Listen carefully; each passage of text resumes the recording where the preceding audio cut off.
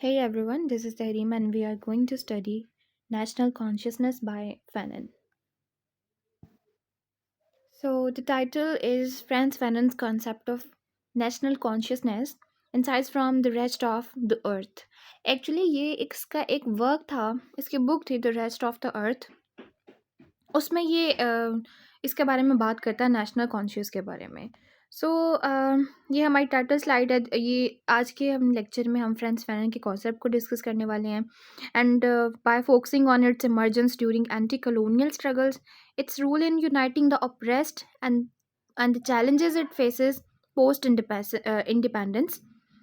Fanon के जो ideas जो है ना एक्चुअली वो हमें प्रोवाइड करते हैं क्रिटिकल इंसाइट्स किस चीज़ की, नेशनल नेशन बिल्डिंग की तरफ। ठीक है, कौन सी nation building, post colonial societies के अंदर। So the question is what is national consciousness, कि नेशनल कॉन्शियसनेस है क्या। Actually a shared sense of identity and purpose. Yes, a shared sense of identity and purpose emerges during struggles for liberation, a unifying force against colonial oppression.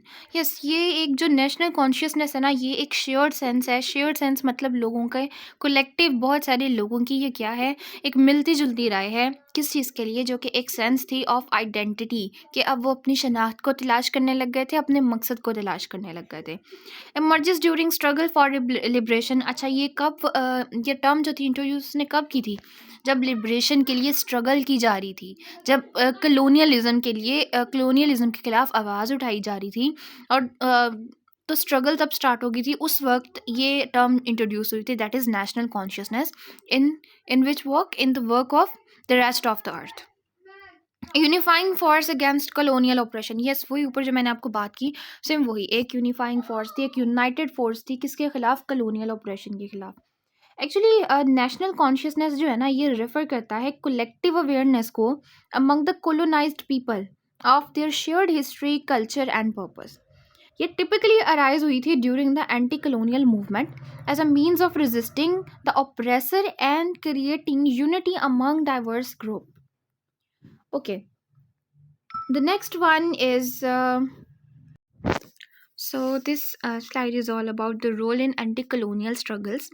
Unity through resistance bridges ethnic and regional divides, creates solidarity against colonizers. Example: African independence movement.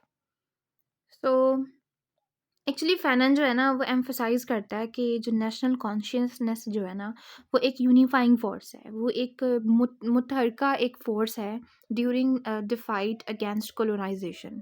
ये जो है ना, ये लोगों को bind देती है, बांध देती है एक दूसरे के साथ। टुगेदर टुगेदर लोग अब क्या करते हैं यहाँ पे, across ethnic, linguistic and regional differences to challenge a common enemy.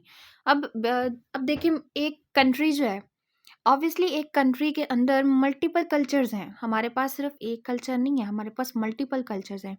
If अगर मैं सब कॉन्टिनेंट की बात करती हूँ, तो वहाँ पे क्या था, पाकिस्तानी कल्चर था और इंडियन कल्चर था, हिंदू कल्चर था, मेन ये दो चीज़ें थी। बट अगर सॉरी, मुस्लिम कल्चर और हिंदू कल्चर था, लेकिन ये रिलीजन के अलावा ये कल्चर भी उनका यही था। बट अगर हम बात करें कि जब ये सेपरेट हो गए, अब हम पाकिस्तान की बात करते हैं, तो इसमें क्या है, हम पंजाबी भी हैं, हम सिंधी भी हैं, हम बलूचिस्तानी भी हैं, हम मतलब बलोची भी हैं, हम बलूचिस्तान में रहने वाले भी हैं। सो हमारी लैंग्वेज अलग है, सबकी अलग अलग होगी, हमारा कल्चर अलग है। सो अब क्या हुआ कि अब मुख्तलिफ कल्चर के लोग, मुख्तलिफ ज़ुबानों वाले लोग, मुख्तलिफ लैंग्वेज यूज़ करने वाले लोग एक यूनिफाइंग हो गए, इकट्ठे हो गए, किस चीज़ के लिए, एक कॉमन एनिमी के लिए। As seen in the movement for African liberation from European colonial rule. Actually जब अफ्रीकन इंडिपेंडेंस मूवमेंट जो थी ना, उसमें भी यही हुआ था कि हाँ, अब सब खड़े हो गए थे और इन्होंने कोई मतलब बहुत अगेंस्ट अपने अगेंस्ट कलोनाइजेशन के ख़िलाफ़ इन्होंने बोले और इन्होंने बहुत स्ट्रगल की। एक्चुअली फ्रेंच फैनन जो है ना, ये 20th सेंचुरी का बहुत इंपॉर्टेंट एक नाम है, बहुत एक इम्पॉर्टेंट राइटर है, जिसने कॉलोनाइजेशन के हॉर्स को और डिपिक्ट किया है, साथ साथ ये बताते हुए कि जब कॉलोनाइजेशन का पीरियड ख़त्म होता है, डी कॉलोनाइजेशन के बाद भी एक कहद नाजिल होता है, और वह कहद क्या होता है, इकोनॉमी जो होती है बिल्कुल गिर जाती है, लोग किसी लिहाज से स्टेबल नहीं होते, और फिर उनके बाद एक नया रूल स्टार्ट हो जाता है वहाँ पे। So the next slide is post independence challenges. अब पोस्ट इंडिपेंडेंस चैलेंजेस क्या है उनके पास? इंडिपेंडेंस तो मिल गई, अब उसके बाद क्या क्या चीज़ें आई हैं? Corruption for national bourgeoisie, focus on personal gain not public welfare, tribalism and religionism, ethnic division resurface, cultural alienation. Elite adopts colonial values disconnecting from the masses. अब देखें, अब यहाँ पे क्या हुआ?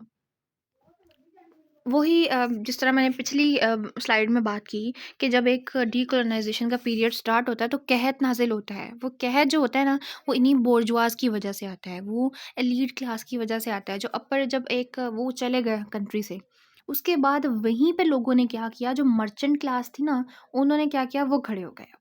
अब वो खड़े हो गए, उन्होंने जल्दी जल्दी रिसोर्सेज, जितने भी सोर्सेज उनको मिले, उन्होंने इकट्ठे कर लिए। इकट्ठे करने के बाद जो वहाँ पे अब लोग, उनके पास मनी नहीं थी, मनीलेस पीपल थे वो, अब उन पे रूल करना शुरू कर दिया। सो वो एक बात होगी ना कि कॉलोनाइजेशन का, कॉलोनाइजर्स को तो इन्होंने बाहर कर दिया यहाँ से कि तुम लोग निकल जाओ, लेकिन खुद लेकिन खुद क्या किया, खुद भी वही एक चीज़ क्रिएट कर दी उन्हीं लोगों ने, उन्हीं लोगों के दरमियान में रह के। सो करप्शन ऑब्वियसली हुई थी, और ट्राइबलिज्म, ट्राइब्स बन गए, रिलीजन पे बात होने लग गई, रिलीजन की वजह से डिस्टिंग्विश करने लग गए, yes you are Christian, you are Muslim, yes you are Hindu. So एक कंट्री में क्योंकि मल्टीपल रिलीजन्स रहते हैं, कल्चरल एलियनेशन आ गई। सो इसमें हम एज अ होल देखें ना, तो पोस्ट इंडिपेंडेंस जो है ना, वो एक इनिशियल यूनिटी होती है किसकी, नेशनल कॉन्शियसनेस की कैन फ्रैक्चर, जो कि क्या होती है, पोस्ट इंडिपेंडेंस के बाद नेशनल कॉन्शियसनेस की यूनिटी जो है वो फ्रैक्चर हो जाती है, उसमें मरोड़ पड़ने लग जाते हैं, टूट फूट शुरू हो जाती है उसमें। जो लोकल एलीट होते हैं ना, जिनको नेशनल बर्जुआज बोलते हैं हम लोकल एलीट्स को, वो क्या करते हैं, may exploit the system for personal profit, ignoring the needs of the people. Yes, वो सिर्फ अब अपनी पर्सनल प्रॉफिट के लिए ना, जो लोगों की ज़रूरियात होते हैं उनको निगलेक्ट कर देते हैं। एथनिक डिविजन्स आ जाती है, कल्चरल एलियनेशन, जो कि क्या करती है, जब लीडर्स जो होते हैं ना, वो अडॉप्ट कर लेते हैं कॉलोनियल लैंग्वेज को और आइडियोलॉजीज़ को, this by distancing themselves from the message. अब देखें, अब कॉलोनियल तो ऑब्वियसली चले गए। एक्चुअली जब हम एक प्रैक्टिकल एग्जांपल लेते हैं ना, तो हम ज़्यादा अच्छे से समझ सकते हैं। अब जो सबसे ज़्यादा इस कंट्री पूरे वर्ल्ड पे रूल किया है ना, वो ब्रिटिश ने रूल किया है। सो ब्रिटिश की लैंग्वेज क्या थी, इंग्लिश लैंग्वेज थी। वो जिस भी रीजन से निकल कर गए ना, वो बट अपनी लैंग्वेज को वहाँ छोड़ गए। हमारी बुक्स सब इंग्लिश में है, we are learning English.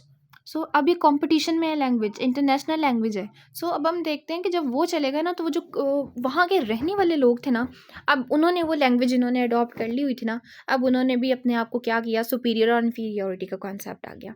Yes, we are superior, we know the language, and the rest one are superior. So ये चीज़ें वहाँ पे बहुत ज़्यादा आ जाती हैं। Next one is decolonization and cultural and national culture. Reclaim indigenous identity and traditions. Build a culture rooted in history and struggle. Avoid romanticizing the past. सो अब फैनन के लिए ना, जो डीकोलोनाइजेशन जो है, वो सिर्फ एक पॉलिटिकल नहीं है, बट वो कल्चरल भी डिवीजन है। ठीक है, वो कल्चरल भी है। जो ट्रू नेशनल कॉन्शियसनेस होती है ना, उसको ज़रूरत होती है कि वो रिक्लेम करे किस चीज़ को, इंडिजिनस कल्चर्स को। इंडिजिनस हम बोलते हैं नेटिव, नेटिव चीज़ को बोलते हैं, नेटिव कल्चर्स को। सो नेटिव ट्रेडिशंस को वो क्या रिक्लेम करे और क्रिएट करे एक नेशनल कल्चर को, जो कि रिफ्लेक्ट करे लोगों की हिस्ट्री को, और साथ ही साथ उनके रेवोल्यूशनरी एफर्ट्स को जो उन्होंने की थी, ना कि इसके बजाय कि वो कॉपी कर लिया जाए कॉलोनाइजर्स के व्यूज़ को और उनके वेज, उनके लिविंग स्टाइल को। सो इस तरह जो है ना, however this should avoid overly idealizing the pre-colonial past. So the next one is leadership and social responsibility. सो अब जो है कि अब ये है कि क्या लीडरशिप क्या होनी चाहिए और सोशल रिस्पॉन्सिबिलिटी क्या होनी चाहिए, किस चीज़ की, नेशनल कॉन्शियसनेस के जो लोग हैं उनकी क्या होनी चाहिए। Intellectuals must stay connected to the message. Message क्या है, मैसेज आम पीपल हैं, मीडिया हो सकता है, आम लोग जो हैं, layman. Stay connected to the message, mobilize people for progress, advocate socialism over capitalism. अब सोशलिज्म को समझा जाए कैपिटलिज्म पर, सोशलिज्म को तरजीह दी जाए किस पर, कैपिटलिज्म पे। कैपिटलिज्म क्या है? So I hope everyone knows it, but let me tell you. Capitalism concept है कार्ल मार्क्स का, जिसमें कार्ल मार्क्स कहता है कि जो अमीर है ना, जो अथॉरिटेरियंस जो हैं, वो अथॉरिटेटिव जितने भी हैं ना, उन्होंने सारे कुछ छीन लिया, उन्होंने रिसोर्सेज छीन लिए हैं। किन से? पुअर क्लास से, लेबर क्लास से। और वो जो है ना, वो अमीर पे अमीर होते जा रहे हैं। सो अगर हम बात करें ना कॉमन एग्जांपल, तो हम पॉलिटिशियंस को ले सकते हैं। अब हम देखते हैं कि पॉलिटिशियंस कोई हम लोग अपने घर में, हम लोग जो डेली बेस पे जो कुछ मनी की इश्यूज, जो हमारी इकोनॉमिकल इश्यूज जो होते हैं, वो फेस नहीं करते। क्यों? क्योंकि उनकी नीड्स पूरी हैं। क्यों? क्योंकि उन्होंने हमसे टैक्स लिए हुए हैं, उन्होंने हमसे स्नैच किया हुआ है money. So this is what we called capitalism.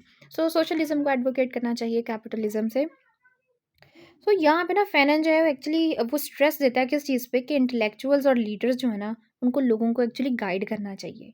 ना मतलब उन पे बगैर इम्पोज किए कोई भी अथॉरिटी को ना, अपनी अथॉरिटी को इम्पोज नहीं करना चाहिए, बट वर्बली उनको इम्प्रेस करके उनको सही रास्ता दिखाना चाहिए। The must stay grounded in the communities need. Yes, उनको पता लगना चाहिए, उनको होना चाहिए ये, उनको ये मस्ट उनको पता होना चाहिए कि उनके लोगों को ज़रूरियात क्या हैं, उनके लोग किस प्रॉब्लम्स में सफ़र कर रहे हैं, डेली वो क्या फेस कर रहे हैं। सो ये जो है ना, यहाँ पे फैनन जो है ना, वो एडवोकेट करता है किस चीज़ के बारे में? वही मैंने आपको पहले ही बोला, सोशलिज्म के बारे में। क्यों? As a mean to ensure equality and shared prosperity, contrasting good with the exploitation tendencies of capitalism. Yes. So let's move towards another slide. So here our conclusion. National consciousness unites people. So national consciousness unites people during liberation. Post Post independence, it faces corruption and division, must balance reclaiming identity with future progress. So, national consciousness is essential for unity and resistance against colonization. However, post independence, it must overcome challenges like corruption, tribalism, and cultural alienation to build a strong independent nation. सो फेनन के जो ideas जो थे ना, वो critical, वो हमेशा critical रहेंगे किस चीज़ के बारे में? For understanding the complexities of nation building in post colonial societies. So this was all about today, और आई थिंक आपको अच्छे से समझ आ गया होगा। Thank you all of you.